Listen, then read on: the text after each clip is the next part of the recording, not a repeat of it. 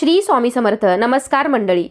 हिंदू धर्मात गणपतीला प्रथम पूजनीय मानले जाते. कोणत्याही शुभ कार्याची सुरुवात ही गणेशाच्या पूजनाने होते. धार्मिक मान्यतेनुसार या दिवशी गणपतीचा जन्म झाला होता. गणेश जयंती हा दिवस माघ महिन्यातील शुक्ल पक्षातील चतुर्थी तिथीला साजरा केला जातो. या दिवशी बुद्धीचा स्वामी गणपतीचा जन्मोत्सव साजरा केला जातो. तसेच या दिवसाला तिलकुंद चतुर्थी असेही म्हटले जाते. माघ शुद्ध चतुर्थी या तिथीला गणेशाचे तत्व हे नेहमीच्या तुलनेत सहस्रपटीने कार्यरत असते. तर आजच्या व्हिडिओमध्ये आपण पाहणार आहोत या दिवशी गणपती बाप्पांची विधिवत पूजा कशी करायची. तसेच या दिवशी गणपती बाप्पांना विशेष असा नैवेद्य दाखवला जातो. तर तो कोणता नैवेद्य दाखवायचा जेणेकरून गणपती बाप्पा आपल्यावरती प्रसन्न होतील आणि आपल्या सर्व मनोकामना पूर्ण करतील. तर अशी संपूर्ण माहिती तसेच पूजाविधी आपण आजच्या व्हिडिओमध्ये पाहणार आहोत. तर त्यासाठी हा व्हिडिओ शेवटपर्यंत नक्की पहा. चॅनलवरती नवीन असाल तर चॅनलला नक्की सबस्क्राईब करा. लगेचच आजच्या व्हिडिओला सुरुवात करूयात. हिंदू पंचांगानुसार माघ महिन्याच्या शुक्ल पक्षातील चतुर्थी तिथी ही 22 जानेवारी 2026 रोजी मध्यरात्री 2:48 सुरू होत असून 23 जानेवारी 2026 रोजी मध्यरात्री 2:29 असणार आहे. उदय तिथीनुसार माघी गणेश जयंती 22 जानेवारी रोजी साजरी केली जाईल. तर या दिवशी गणपतीच्या पूजेची वेळ ही सकाळी 11:28 सुरू होईल ते दुपारी 1:42 असणार आहे. तर या शुभ वेळेत तुम्ही गणपतीची पूजा करू शकता. तसेच या दिवशी भद्राकाळ सुद्धा असणार आहे. तर भद्राकाळ हा दुपारी 1:52 सुरू होत असून तो दुपारी 3 वाजेपर्यंत म्हणजेच 3:12 असणार आहे. तर ही वेळ सोडून तुम्ही इतर वेळेमध्ये गणपतीची पूजा करू शकता. गणेश जयंती म्हणजे या दिवशी भगवान श्री गणेशांचा जन्म झाला. गणपती बाप्पा हे विघ्नहर्ता आहेत, बुद्धीची देवता आहेत. सगळ्यांना चांगली बुद्धी मिळावी, सगळ्यांच्या आयुष्यातून सर्व विघ्न दूर व्हावे यासाठी आपण गणपती बाप्पांची आराधना करत असतो. प्रत्येक शुभ कार्यात प्रथम श्री गणेशाची पूजा करून कामाचा श्री गणेशा केला जातो. असे हे सर्वांचे लाडके दैवत श्री गणपती बाप्पा यांचा जन्मदिवस हा माघी गणेश जयंती म्हणून साजरा करण्यात येतो. तर या दिवशी आपण गणपती बाप्पांची विशेष अशी पूजा करायची आहे. तसेच तुमच्या घराच्या जवळपास कुठेही गणपतीचे मंदिर असेल तर तिथे सुद्धा तुम्ही जाऊन या दिवशी गणपती बाप्पांचं दर्शन घेऊ शकता आणि घरच्या घरी सुद्धा तुम्ही अगदी छान पद्धतीने गणपती बाप्पांची पूजा करू शकता. तर या दिवशी सकाळी लवकर उठायचं आहे. सगळं आपलं अंगण घर वगैरे सर्व साफ करायचं आहे आणि मग त्यानंतर घरातील फरशी वगैरे पुसायची आहे. देवघर सुद्धा तुम्ही या दिवशी साफ करायचं आहे आणि त्यानंतर रोजची देवपूजा करताना आपण मनोभावे श्री गणेशाची पूजा करायची आहे. किंवा मग तुम्ही वेगळा पाठ किंवा चौरंग मांडून त्यावरती सुद्धा श्री गणेशाची विधिवत पूजा करू शकता. तर सर्वात आधी कोणतीही पूजा करताना आपण दिवा लावतो. तर दिवा प्रज्वलित करायचा आहे आणि त्यानंतर दिव्याची हळदी कुंकू अक्षता फूल वाहून पूजा करायची. दिव्याला नमस्कार करायचा. दिव्याचा तुम्ही एखादा मंत्रही म्हणू शकता. दिव्या दिव्या दीपत्कार कानी कुंडल मोतीहार दिव्याला पाहून नमस्कार. दिव्याचे पूजन झाल्यानंतर स्वतःला सुद्धा हळदी कुंकू लावून घ्यायचं आहे. तर या दिवशी अनेक ठिकाणी बघा गणेशाची मूर्ती सुद्धा स्थापन केली जाते. काही ठिकाणी 10 दिवसांचा तर काही ठिकाणी 1.5 दिवसाचा गणपती सुद्धा काही जणांच्या घरी विराजमान केले जातात. किंवा काही ठिकाणी सार्वजनिक गणेश मंडळे सुद्धा गणेशाच्या मूर्तीची स्थापना करून हा सण थाटामाटात साजरा करतात. जर तुमच्याकडे अशी काही पद्धत नसेल तर तुम्ही मूर्ती वगैरे घरी न आणता आपल्या देवघरातल्या छोट्याशा गणपती बाप्पांच्या मूर्तीचंच विधिवत असं पूजन करायचं आहे. तुम्ही जर गणपतीच्या मूर्तीची स्थापना करत असाल तर कलश पूजन सुद्धा अवश्य करा. किंवा तुमच्या देवघरामध्ये जर पहिलाच कलश असेल आणि तुम्ही जर देवघरातल्या गणपतीची पूजा करणार असाल तर वेगळा कलश मांडण्याची आवश्यकता नाही.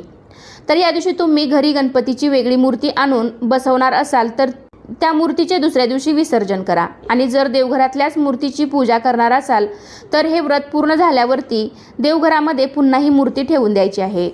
तर ही पूजा करताना तुम्ही गणपतीची मातीची किंवा घरातील तांबे पितळेची चांदीची जी मूर्ती आहे तर त्या मूर्तीचे तुम्ही पूजन करू शकता. फक्त ज्यांना मासिक धर्म असेल किंवा सुतक असेल तर त्यांना मात्र ही पूजा करता येणार नाही. दिवा वगैरे प्रज्वलित करून झाल्यानंतर सर्वात आधी आपण गणपती बाप्पांना अभिषेक करायचा आहे. तर एका तामणामध्ये थोड्याशा अक्षता किंवा फुलांची सजावट करून तुम्ही गणपती बाप्पांची मूर्ती त्यावरती ठेवायची आहे आणि गणपतीला सर्वात आधी स्वच्छ पाण्याने त्यानंतर पंचामृताने अभिषेक करायचा आहे. अभिषेक करताना मात्र तुम्हाला अथर्व शीर्षाचे पठण करायचे आहे. गणपती बाप्पांची सर्वात जास्त आवडती सेवा म्हणजेच गणपती अथर्व शीर्ष. एक वेळा तरी तुम्ही अवश्य या दिवशी पठण करा आणि जर तुम्हाला म्हणता येत नसेल तर तुम्ही मग यूट्यूबवरती किंवा मोबाईलवरती लावून ते सुद्धा तुम्ही ऐकू शकता, किंवा वेळेअभावी काही कारणास्तव जरी हे तुम्हाला शक्य नसेल तर तुम्ही साधा गणपतीचा मंत्र ओम गण गणपते नमः, ओम गण गणपते नमः या मंत्राचा पण तुम्ही जप करू शकता, किंवा वक्रतुंड महाकाय सूर्यकोटी समप्रभ निर्विघ्नं कुरु मे देव सर्व कार्येषु सर्वदा हा मंत्र सुद्धा तुम्ही म्हणू शकता। त्यानंतर अभिषेक करून झाल्यावर मूर्ती एका कोरड्या कपड्याने स्वच्छ पुसून घ्यायची आहे आणि पाटावरती थोड्या अक्षता ठेवून त्यावरती हळदी कुंकू वाहून आपल्याला गणपती बाप्पांची तिथे स्थापना करायची आहे। आपण जो गणपती बाप्पांना अभिषेक घातला होता पंचामृताने, तर ते पंचामृत कुठेही फेकून न देता ते तीर्थ स्वरूप आपण प्रसाद म्हणून सर्वांनी घ्यायचं आहे। आपल्या घरातील लहान मुलं आहेत तर ते खूप हट्टी असतील, अभ्यासामध्ये कमजोर असतील, तर त्यांच्यासाठी हे पंचामृत खूप महत्त्वाचं आहे, त्यांना तुम्ही तीर्थ म्हणून हे द्यायचं आहे। त्यानंतर आपल्याला गणपतीची विधिवत अशी पूजा करायची आहे। गणपतीला चंदन, अष्टगंध, हळदी कुंकू लावायचं आहे, वस्त्रमाळ अर्पण करायचे आहे, तसेच जानवे गणपती बाप्पांना चढवू शकता। म्हणजेच या दिवशी गणपती बाप्पांना सर्व आवडणाऱ्या गोष्टी चढवायच्या आहेत। त्यामधील एक म्हणजे दुर्वा आणि दुसरे म्हणजे जास्वंदाचे फूल। हे दोन्हीही गणपती बाप्पांना अतिशय प्रिय आहेत, त्यामुळे एक जरी तुम्हाला जास्वंदीचं फूल या दिवशी मिळालं तर गणपती बाप्पांना ते आवर्जून वाहा। तसेच 21 दुर्वांची जुडी आपल्याला या दिवशी गणपती बाप्पांना आवर्जून व्हायची आहे, कारण मात्र देवता ही 21 असते आणि गणराया हा मातृप्रिय असल्याने त्याला 21 दुर्वा व्हायला सांगितलेल्या आहेत।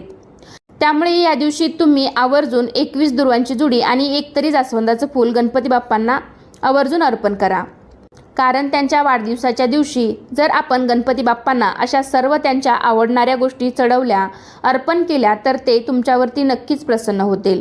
त्यामुळे या दिवशी आपल्याला गणपती बाप्पांची जास्तीत जास्त सेवा करायची आहे। अथर्वशीर्ष तुम्ही या दिवशी 21 वेळा 11 वेळा म्हणू शकता। सर्व पूजा झाल्यानंतर गणपतीला आपल्याला विशेष असा नैवेद्य दाखवायचा आहे। तर या दिवशी गणपती बाप्पांना नैवेद्यामध्ये तिळाचा समावेश असणाऱ्या पदार्थांचा नैवेद्य दाखवायचा आहे। मग या दिवशी बाप्पांच्या आवडीचे मोदकही तुम्ही तीळ आणि गुळाच्या मिश्रणाचे करू शकता। प्रत्येक वेळी आपण गणपती बाप्पांची पूजा केली की गुळ खोबऱ्याचा किंवा मोदकाचा नैवेद्य दाखवतो, पण या दिवशी गणपतीला तिळाच्या मोदकांचा नैवेद्य दाखवायचा आहे, किंवा तिळाचे लाडू, किंवा मग तुम्ही नुसत्या तिळगुळाचा नैवेद्य सुद्धा दाखवू शकता। म्हणूनच या चतुर्थीला तिलकुंद चतुर्थी असं सुद्धा म्हटलं जातं। बघा, नैवेद्यामध्ये मग तुम्ही 5, 7, 9, 11, 21 लाडूचा पण नैवेद्य दाखवू शकता। अनेक जण या दिवशी गणपतीचा दिवसभर उपवास करतात आणि रात्री चंद्रोदय झाल्यानंतर तो उपवास सोडतात।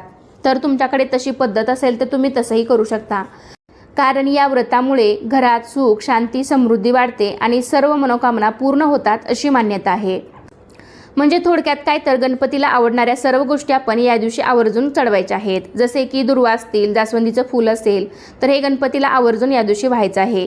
तसेच आपण नेहमीप्रमाणे मोदक न बनवता तिळाच्या आणि गुळाच्या मिश्रणाचे मोदक बनवून किंवा लाडू बनवून ते गणपतीला नैवेद्य म्हणून अर्पण करायचे आहेत। या दिवशी गणपतीची जास्तीत जास्त सेवा म्हणजेच अभिषेक, मंत्र हे सुद्धा तुम्ही या दिवशी करू शकता।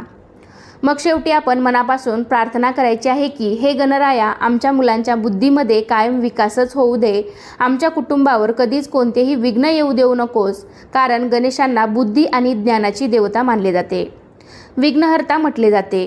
त्यामुळे आपण गणपती बाप्पाकडे बुद्धी मागायची आहे, विघ्न न येण्यासाठी प्रार्थना करायची आहे। तर या दिवशी तुम्ही अशा प्रकारे गणपतीची मनोभावे पूजा केली तर गणपती बाप्पा तुमच्यावरती नक्की प्रसन्न होतील आणि तुमच्या सर्व मनोकामना पूर्ण करतील। तसेच आपल्या घराच्या जवळपास कुठे गणपतीचे मंदिर असेल तर तिथे सुद्धा गणपतीचा जन्मदिवस खूप मोठ्या उत्साहात साजरा केला जातो। तर तिथे सुद्धा तुम्ही गणपतीचे जाऊन दर्शन घ्या, महाप्रसाद घ्या। तर अशा प्रकारे श्री गणेशाचा जन्मदिवस तुम्ही खूप छान पद्धतीने साजरा करू शकता। गणपती बाप्पा तुमच्यावरती नक्की प्रसन्न होतील, तुमच्या सर्व मनोकामना पूर्ण करतील। तर कसा वाटला तुम्हाला आजचा व्हिडिओ नक्कीच मला कमेंटद्वारे सांगा। व्हिडिओ आवडला असेल तर व्हिडिओला लाईक करा, तुमच्या फ्रेंड फॅमिलीमध्ये शेअर करायला विसरू नका आणि असे छान छान माहितीपूर्ण व्हिडिओ पाहण्यासाठी चॅनलला नक्की सबस्क्राईब करा। चला तर पुन्हा भेटूया अशाच एका छान माहितीपूर्ण व्हिडिओमध्ये। तोपर्यंत धन्यवाद। सर्वांना श्री स्वामी समर्थ।